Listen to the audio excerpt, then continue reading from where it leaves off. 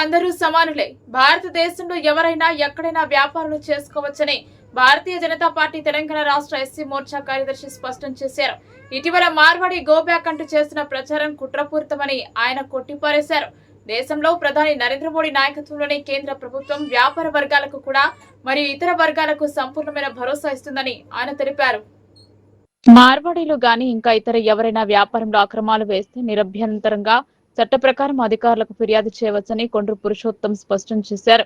అంతే తప్ప భారతీయులైన మార్వాడీలను హిస్టారికల్ నిందించాలని ప్రయత్నిస్తే అబసుపాలు కాక తప్పదని అన్నారు. ఈ కుట్ర వెనుక కాంగ్రెస్ పార్టీ హస్తం ఉందని పురుషోత్తం ఆరోపించారు. ఇప్పుడు మనం తెలంగాణ రాష్ట్రంలోని రంగారెడ్డి జిల్లా తుర్కంజాల్ మున్సిపాలిటీ ఇంజాపూర్ గ్రామంలో రాష్ట్ర భారతీయ జనతా పార్టీ ఎస్సీ మోర్చా రాష్ట్ర కార్యదర్శి కొండ్రు పురుషోత్తం గారి నివాసంలో ఉన్నాము.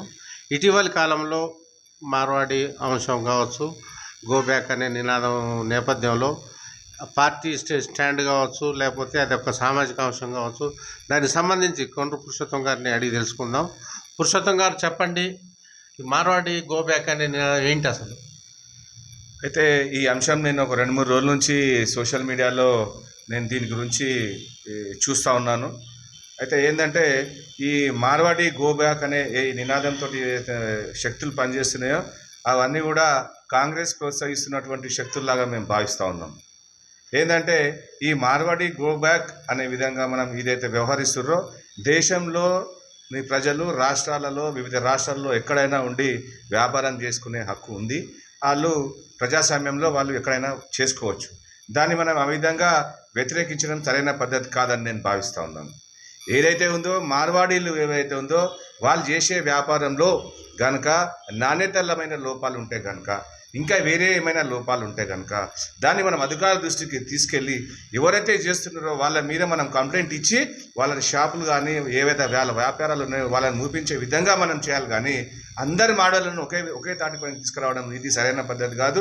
ఎక్కడైతే నష్టాలు జరుగుతున్నాయో, ఎక్కడైతే నాసిరకం పనులు జరుగుతున్నాయో వాళ్ళ మీద చర్యలు తీసుకునే విధంగా మనం అధికారులకు కంప్లైంట్ చేసి వాళ్ళను ఇక్కడ నుంచి ఆ వ్యాపారాలు బంద్ చేసే విధంగా చూడాలి. కానీ అందరినీ ఒకే తాటిపై తీసుకురావాల్సిన అవసరం లేదని నేను భావిస్తూ ఉన్నాను. అంటే ఇప్పుడు గతంలో ఎప్పుడు లేని విధంగా మార్వాడి గోబ్యాక్ నినాదం ఇప్పుడే ఎందుకు వచ్చిందంటారు? అయితే ఇది కాంగ్రెస్ పార్టీ చేస్తున్నటువంటి ఈ ఎత్తుగడలో భాగంగా నేను భావిస్తూ ఉన్నాను. ఏంటంటే కొంతమందిని కాంగ్రెస్ పార్టీ ఇప్పటివరకు వాళ్ళు 6 గ్యారెంటీలు ఏదైతే ఉన్నాయో 6 గ్యారెంటీల విషయంలో కూడా ఇప్పటివరకు కొన్ని ఏదో 1-2 ఉచిత బస్ తప్ప మిగతాయి పెద్దగా ఎక్కడ కూడా అది మనకు కనబడటం లేదు. ఈ 6 గ్యారెంటీల విషయాలు ఇట్లా ప్రజలలోకి వెళ్ళి వాళ్ళు పోవాలనే ఉద్దేశంతో రాకుండా ఉండాలని ఏదో కొత్త డ్రామా తీసుకొచ్చి ఈ ప్రజలందరినీ కూడా వాళ్ళ ప్రభుత్వం చేస్తున్నటువంటి ఈ కార్యక్రమాలు ఏవైతే ఉన్నాయో, సంక్షేమ పథకాలు ఏవైతే ఉన్నాయో వాళ్ళు చేయకుండా మతిభ్రమించే విధంగా ఈ కొత్త నాటకాలు ఆడి ఈ విధంగా ప్రజలను రెచ్చగొడుతున్నారని నేను భావిస్తూ ఉన్నాను. అంటే ఇప్పుడు ఇది మార్వాడి వాళ్ళు ఇండియన్స్ అనుకోవాలా? అసలు ఈ ప్రచారం వెనుక అసలు మర్మం ఏంటి? భారతదేశంలో ఉన్న ప్రతి పౌరుడు ఇండియన్సే. భారతదేశ ప్రజలందరూ కూడా మనం ఎక్కడైనా వ్యాపారం చేసుకునే హక్కు కల్పించింది భారత రాజ్యాంగం మనకు. ఇప్పుడు ఆర్టికల్ 370 కాశ్మీర్లో కూడా మనం ఇంతకుముందు లేకుండే ఈరోజు అన్ని రాష్ట్రాల ప్రజలు కూడా అక్కడికి వెళ్ళి మనం ల్యాండ్ కొనుక్కోవచ్చు. అక్కడ కూడా మనం వ్యాపారం చేసుకునే అవకాశం ఆర్టికల్ 370 భారతీయ జనతా పార్టీ ప్రభుత్వం కల్పించింది. కాబట్టి మనం దేశంలో ఎవరైనా ఎక్కడైనా పనిచేయచ్చు. కానీ వాళ్ళు చేసే వ్యాపారంలో కనుక ఏమన్నా అవకతవకలు ఉన్నాయి, ఏదైనా నష్టం చేసే పనులు చేస్తూ ఉన్నారు, ఏమన్నా సమాజానికి చేడు చేసే పనులు చేస్తూ ఉన్నారు, అటువంటివి చేస్తూ ఉంటే కనుక అందరం కూడా ఖండించాల్సిన అవసరం ఉంది. దాని మీద అట్లా ఏమైనా ఉంటే మేము కూడా దానికి సపోర్ట్ చేస్తాం. కానీ ఈ విధంగా ఏదో ఒక వర్గాన్ని ఆ విధంగా బూచిగా చూపించి ఈ విధంగా చేయడం అనేది కరెక్ట్ అయిన పద్ధతి కాదని నేను భావిస్తాను. అంటే మనకు ప్రత్యేకంగా తెలంగాణ రాష్ట్రంలో ఇది మార్వాడి నినాదం మీద భారతీయ జనతా పార్టీ స్టాండ్ ఏ విధంగా ఉండబోతుంది? అంటే ఇప్పుడు భారతీయ జనతా పార్టీ స్టాండ్ అయితే ఇంకా పెద్దలు ఎవరు కూడా మనకు ఆ సూచన చేయలేదు. ఇది నా వ్యక్తిగత అభిప్రాయం నేను చెప్తా ఉన్నాను. ఇంకా పార్టీ ఏం మాట్లాడుతుందో తెలియదు. ఇది నా వ్యక్తిగతంగా ఏంటంటే మనం ఒక భారతదేశంలో ఉన్నాము. ప్రతి పౌరుడు కూడా ఏ రాష్ట్రంలోనైనా జీవించే హక్కు ఉంది, ఆ వ్యాపారం చేసుకునే హక్కు ఉంది. మన రాష్ట్రం ప్రజలు కూడా వేరే రాష్ట్రాలలో పోయి వ్యాపారాలు చేస్తున్నారు, వేరే వ్యాపారాలు చేస్తున్నారు. ఇప్పుడున్న మంత్రులందరూ వ్యాపారాలు బయటనే ఉన్నాయి కదా. పెద్ద కాంట్రాక్టర్లు అందరూ కూడా వేరే రాష్ట్రాలలో వ్యాపారాలు చేస్తలేరా? అందరు చేస్తూ ఉన్నారు. దానికి ఆ విధంగా అక్కడ వేరే రాష్ట్రాలు అయితే బహిష్కరిస్తలేవు కదా. అవును. అక్కడ ఏమైనా నాసిరకం పని జరిగితే అక్కడ బహిష్కరించాల్సిన అవసరం ఉంది. అక్కడ మన ఇప్పుడు తెలంగాణ ప్రజలు వ్యాపారం నాసిరకం చేసినా మనం చర్యలు తీసుకోవాలి. వేరే రాష్ట్రం నుంచి వచ్చిన వాళ్ళు చేసినా చర్యలు తీసుకోవాల్సిందే. కానీ ఎవరో ఒకరు వాళ్ళే చేస్తే చర్యలు తీసుకుంటాము, వీళ్ళని చేస్తే మేము చర్యలు తీసుకున్నాం అనే విధంగా భావించడం ఇది సరైన పద్ధతి కాదని నేను తెలియజేస్తున్నాను. అంటే ముఖ్యంగా భారత ప్రధానమంత్రి హ్యాట్రిక్ మోడీ గారి నాయకత్వంలో అంటే మార్వాడి వర్గమే కాకుండా వ్యాపార వర్గాల పరిస్థితి ఎలా ఉంది మీ విశ్లేషణ? చూడండి, ఈరోజు నరేంద్ర మోడీ గారు చేస్తున్న అభివృద్ధిని చూసి కంటిన్యూగా 3వ సారి ప్రధానమంత్రిని చేసి దేశ ప్రజలు. ఇందులో ఓన్లీ మార్వాడీలు ఒక్కరే కలిసి దేశ ప్రధానమంత్రిని చేయలే. అన్ని వర్గాలు, సమాజంలో ఉన్న అన్ని వర్గాలు, అన్ని కులాలు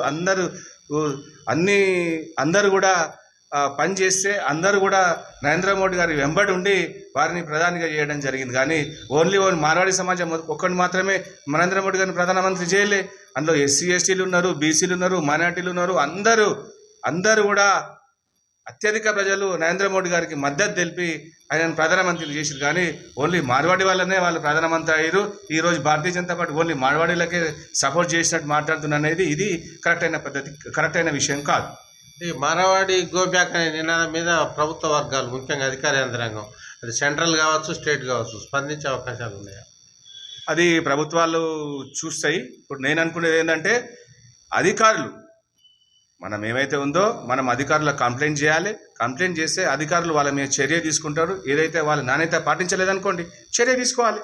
చర్య తీసుకొని వాళ్ళని సీజ్ చేసి షాపులు బంద్ చేసే విధంగా మనం ప్రయత్నం చేయాలి. ప్రజలకు అందరూ కూడా మంచి సరుకులు సప్లై అయ్యే విధంగా అధికారులు ఇది తప్పిదం అధికారుల తప్పిదమని నేను భావిస్తున్నాను.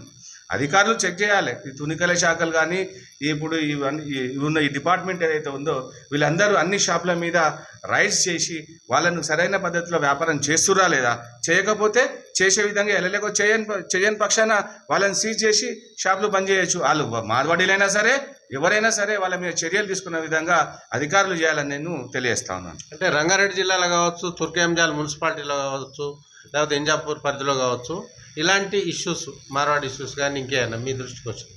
లేదండి, ఇప్పుడు మాకు తుర్కేంజాల్ మున్సిపాలిటీ ఇబ్రాహీంపట్నం అసెంబ్లీ మా నియోజకవర్గంలో కానీ మా దగ్గర అయితే ఇప్పటివరకు అది అటువంటి ఇష్యూస్ అయితే ఏం రాలేదు.